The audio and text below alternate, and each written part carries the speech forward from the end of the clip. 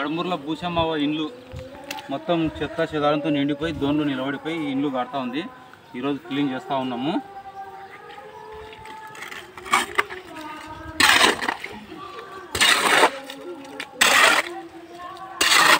అడ్డే ఎక్కువ అక్కడే కట్నే చక్కగా నాతో తీయచ్చు కట్నే మొత్తం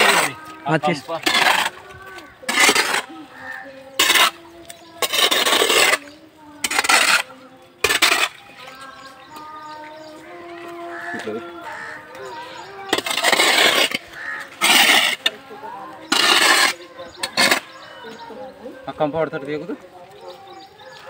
అంతా తీసిన అంత వీడియో తీసినలే ఇక్కడ అది అలా కంప కొట్టేయాలగా